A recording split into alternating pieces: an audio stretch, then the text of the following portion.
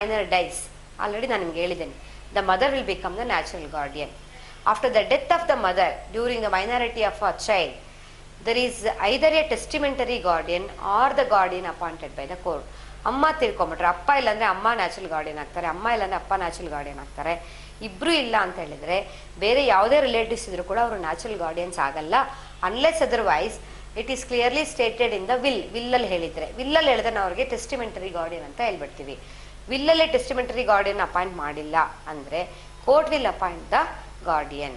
So the banker ಒಂದು ವೇಳೆ minor ಅಕೌಂಟಲ್ಲಿ ಎಷ್ಟು ದುಡ್ಡಿರುತ್ತೋ ಆ ದುಡ್ಡನ್ನು ಬ್ಯಾಂಕರ್ ಯಾರಿಗೆ ಪೇ ಮಾಡಬೇಕಾಗುತ್ತೆ ಅಂದರೆ either the natural guardian or the testamentary guardian or the guardian appointed by the court. ಅಂಥವರಿಗೆ ಫಸ್ಟ್ ಮೈನರ್ ಇರ್ತಾನೆ, ಅವ್ನಿಗೆ ಇನ್ನೂ ಗಾರ್ಡಿಯನ್ ಅಪಾಯಿಂಟ್ ಆಗಿರಲ್ಲ, ಅಲ್ಲಿವರೆಗೂ ಮೈನರ್ ಹೆಸರಲ್ಲಿ ಅಕೌಂಟನ್ನು ಓಪನ್ ಮಾಡಿರಬೇಕು, ಮೇಂಟೈನ್ ಮಾಡಬೇಕು ಬ್ಯಾಲೆನ್ಸನ್ನು. Once the guardian is appointed, the amount should be return to the guardian. Now, at the time of opening of the account of a minor account ಅನ್ನು open ಮಾಡಬಹುದು ಅಂತ ಹೇಳಿದ್ವಿ ನಾವು. At the time of opening of the account of the minor, banker must have the record of genuine date of birth of the minor. This is for two reasons. We know that minor will attain the age of majority at a future date. ಇವಾಗ ಅವನ present age ಎಷ್ಟು ಅಂತ ಗೊತ್ತಿದ್ರೆ after how many years will attain the age of majority ಅಂತ ಗೊತ್ತಾಗ್ಬೇಕು ಬ್ಯಾಂಕರ್ಗೆ. ಅವ್ನು majority attain ಆಗಿದ ತಕ್ಷಣ banker ಏನು ಮಾಡಬೇಕು, ಮೈನರ್ ಅಕೌಂಟನ್ನು ಕ್ಲೋಸ್ ಮಾಡಬೇಕು, ಆಮೇಲೆ ಹೊಸದಾಗಿ ಮೇಜರ್ ಅಕೌಂಟನ್ನು ಓಪನ್ ಮಾಡಬೇಕು, ಮೈನರ್ ಅಕೌಂಟಲ್ಲಿರೋ ಬ್ಯಾಲೆನ್ಸನ್ನು ಮೇಜರ್ ಅಕೌಂಟ್ಗೆ ಟ್ರಾನ್ಸ್ಫರ್ ಮಾಡಬೇಕಾಗತ್ತೆ, ನ್ಯೂ ಅಕೌಂಟ್ ಓಪನ್ ಮಾಡಬೇಕು, ಓಲ್ಡ್ ಅಕೌಂಟನ್ನು ಕಂಟಿನ್ಯೂ ಮಾಡಬಾರ್ದು. So in order to know this, banker must contain either the date of birth records or any such records issue, birth certificate ತಗೊಂಡು confirm ಮಾಡ್ಕೋಬೇಕು. That is one reason why banker has to collect the actual date of birth of the minor. Second one is that, as I already previously discussed, minor can operate is account provide is of the age of 12 years. ಅವನಿಗೆ 12 ವರ್ಷ ವಯಸ್ಸಾಗಿದ್ರೆ ಅವನೇ ಸ್ವತಃ ಅಕೌಂಟನ್ನು operate ಮಾಡಬಹುದು. 12 ವರ್ಷ ವಯಸ್ಸಾಗಿದೆ ಅಂತ ಬ್ಯಾಂಕರ್ಗೆ ಗೊತ್ತಾಗಬೇಕಾದ್ರೆ banker must have the date of birth records of the minor. For these two reasons banker must obtain the proper records, genuine records at the time of opening the account, the records about the date of birth. Now the fourth precaution is that banker should be prudent to issue checkbooks only to minors of say 16 or 17 years of age ಅಂತ ಹೇಳ್ತಾನೆ. ಅಂದರೆ ನಾನು ನಿಮ್ಗೆ ಆಗಲೇ ಹೇಳಿದ್ದೀನಿ, ಒಬ್ಬ ಮೈನರು negotiable instrument act ಪ್ರಕಾರ 12 ವರ್ಷ ಆಗಿದ ಮೇಲೆ banker may allow that minor to operate the account. But in practice because 12 ಇಯರ್ಸ್ಗೂ ಮಕ್ಕಳಿಗೆ ಅಷ್ಟು ಲೈಕ್ ಮೆಚೂರಿಟಿ ಬರೋದಿಲ್ಲ ಅನ್ನೋ ಕಾರಣಕ್ಕೆ ಇನ್ ಪ್ರಾಕ್ಟೀಸ್ ಬ್ಯಾಂಕರ್ ಏನು ಮಾಡ್ತಾನೆ, 12 ಇಯರ್ಸ್ ಮಕ್ಕಳಿಗಾದರೆ if they want to draw he has to go to the banker, collect ಒಂದೇ ಒಂದು ಚೆಕ್ ಲೀಫನ್ನ ಕಲೆಕ್ಟ್ ಮಾಡ್ಕೋಬೇಕು, ಬ್ಯಾಂಕರ್ ಎದುರುಗಡೆನೆ ಫಿಲ್ ಮಾಡಬೇಕು, ಅಮೌಂಟನ್ನು ಡ್ರಾ ಮಾಡ್ಕೊಂಡು ಬರಬೇಕು. If the child is about the 16 or 17 years age ಆಗಿದ್ರೆ banker can issue a cheque book, ಒಂದು ಚೆಕ್ ಬುಕ್ಕನ್ನು ಇಶ್ಯೂ ಮಾಡಬಹುದು. So that the minor can write the cheque at his own will, at his own option, ಮನೆಯಲ್ಲೇ ಬರ್ಕೊಂಡು ಚೆಕ್ಕನ್ನು ಬೇರೆಯವ್ರ ಕೈಲಿ ಕೊಟ್ಟು ಕೂಡ ಕಲೆಕ್ಟ್ ಮಾಡಿಸಬಹುದು. ಹಾಗಾಗಿ banker must be very very careful while issuing the cheque book to the minor customer. Next, in case that minor is illiterate, there are the chances. ಅಂಥ ಟೈಮಲ್ಲಿ such account should not be opened in their single name. Minor literate ಆಗಿದ್ದರೆ ಅವ್ರ ನೇಮಲ್ಲಿ single ನೇಮಲ್ಲಿ ಅಕೌಂಟನ್ನು open ಮಾಡಿ guardian operate ಮಾಡೋಕ್ಕೆ ಹೇಳ್ಬಹುದು. ಆ ಚೈಲ್ಡ್ಗೆ 12 ಇಯರ್ಸ್ ಅಬೋ ಆಗಿದ್ರೆ ಅಕೌಂಟನ್ನು ಆಪ್ರೇಟ್ ಮಾಡೋಕ್ಕೆ ಹೇಳ್ಬೋದು. 16 ಇಯರ್ಸ್ ಅಬೋ ಆಗಿದ್ರೆ ಚೆಕ್ ಬುಕ್ಕನ್ನೇ ಇಶ್ಯೂ ಮಾಡಬಹುದು. ಆದರೆ if that minor is illiterate, then his single name account should not be open in his single name. ಅವನೊಬ್ಬನೇ ಹೆಸರಲ್ಲಿ ಅಕೌಂಟನ್ನು ಓಪನ್ ಮಾಡಬಾರ್ದು. It should be open in the joint names. ಯಾಕಂದರೆ minor child may be easily trapped by the others. ಅದನ್ನು avoid ಮಾಡಲಿಕ್ಕೋಸ್ಕರ single ನೇಮಲ್ಲಿ ಅಕೌಂಟನ್ನು open ಮಾಡಬಾರ್ದು.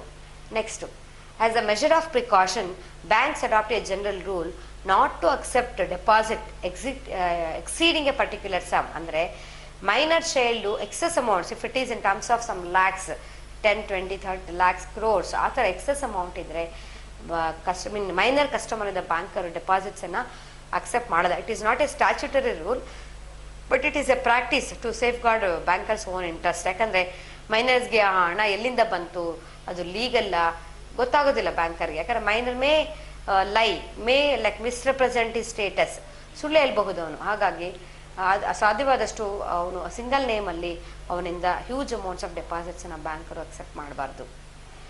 ನಾವು This is a tragedy if minor dies. ಒಂದು ವೇಳೆ minor ತೀರ್ಕೊಂಡ್ಬಿಟ್ರೆ the balance in the account is permitted to be withdrawn by the guardian, and in case of a joint account the balance will be held at the absolute disposal of the guardian. ಒಂದು ವೇಳೆ minor ತೀರ್ಕೊಂಡ್ಬಿಟ್ರೆ, minor customer ತೀರ್ಕೊಂಡ್ರೆ minor account ಇರೋ ಅಮೌಂಟನ್ನು ಗಾರ್ಡಿಯನ್ಗೆ pay ಮಾಡಬಹುದು. Sometimes an account is opened in the joint names of the minor and the guardian. In such case, if the minor dies, the whole amount will stand to the credit of the guardian only. So automatically it is an absolute right of the guardian to claim the amount standing to the credit of the joint account in case of death of the minor child or minor customer. And coming to the next point, no risk is involved if an account is opened in the name of a minor so long as the account is not overdrawn. As I have already discussed, banker should only open the savings bank account in the name of the minor but not the current account, because in case of a current account there is a chances that the account may be overdrawn. Savings bank account ಅಲ್ಲಿ overdraft facility ಇಲ್ಲ, ಆದ್ರಿಂದ overdraw ಆಗೋಂಥ mistake ಆಗೋದಿಲ್ಲ. ಅದನ್ನ safeguard ಮಾಡಲಿಕ್ಕೋಸ್ಕರ banker must always open a savings bank account and must also take a care that it should never be overdrawn by the minor. And the next feature is that, next precaution is that if an advance is granted, that also I have already discussed, banker should try to open an account in the name of a minor only for the credits, but he should try to avoid the advance or any loans to the minor. If a third party, that is if any third party gives a guarantee to the minor's loan, let us assume in the previous example you have taken, Master X is a minor, he is of the age of, let us assume, 13-14 years, he opens an account with SBM. Now he has deposited some amount but he needs a loan for some purpose, but banker denies, banker ಕೊಡೋದಿಲ್ಲ loan ಅನ್ನ. ಯಾಕೆಂದ್ರೆ in case if the minor is at default, minor default ಆದರೆ banker ಆ ಹಣನ collect ಮಾಡ್ಲಿಕ್ಕೆ ಆಗಲ್ಲ. Banker has no legal option, he cannot initiate any legal proceedings against the minor customer. Hence banker usually avoids lending to the minor. Let us assume here this Master X requests some major, like his relative or a friend of his parents, to give a surety. So minor comes to the banker, sir please lend me money, and my uncle or my relative will act as he gives the surety to my loan. If I fails to repay, the surety will give the loan amount. This is the case of a third party offering the guarantee to the minor's loan. Is it correct? Is it a valid contract? But Indian Contract Act says that the contract, the primary contract is entered into between the minor and the banker, it itself is void. Hence the guarantor's liability is the secondary liability, and that is not valid. If the secondary liability is based on the void contract, it is also a void agreement. Hence the banker cannot even recover the money from the guardian or any third party who has given the surety. Hence banker at any cost should not provide any loan or advance to the minor customer. And the next one is that minor may draw, endorse or negotiate a check or a bill on behalf of anybody or to any customer as such. But again, if he has drawn any check, that is dishonored. If he has endorsed any check, that is dishonored.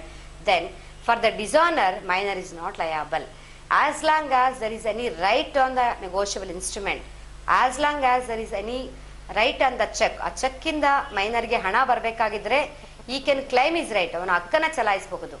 ಆ ಚೆಕ್ಕನ್ನು ಬೇರೆಯವರಿಗೆ ಕೊಟ್ಟು ಅದು dishonour ಆಗಿದ್ರೆ, ಬೇರೆಯವರಿಗೆ loss ಆಗಿದ್ರೆ, he is not liable. Nobody can claim right against the minor. ಮೈನರ್ಗೆ ವಿರುದ್ಧವಾಗಿ ಬೇರೆ ಯಾವುದೇ ವ್ಯಕ್ತಿ ರೈಟ್ ಅನ್ನ ಕ್ಲೈಮ್ ಮಾಡಲಿಕ್ಕೆ ಬರೋದಿಲ್ಲ.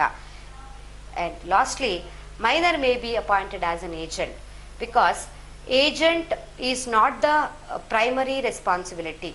ಯಾವುದೇ ಒಬ್ಬ ಮೇಜರ್ ವ್ಯಕ್ತಿಗೆ ಮೈನರ್ ಏಜೆಂಟ್ ಆಗಿ ಅಪಾಯಿಂಟ್ ಮಾಡಿದ್ರೆ he can enter into many valid contracts. ಯಾಕೆ ಅಂತ ಹೇಳಿದ್ರೆ, for all the acts of the agent, the principal ಅಂದ್ರೆ ಯಾರ ಪರವಾಗಿ ಅವನು ಆಕ್ಟ್ ಮಾಡ್ತಾ ಇದ್ದಾನೆ, he is held liable. Hence if the minor has borrowed a loan from the bank on behalf of the principal, banker lend money to the minor in the capacity of the agent, because if the minor fails to repay it, banker can collect it from the principal.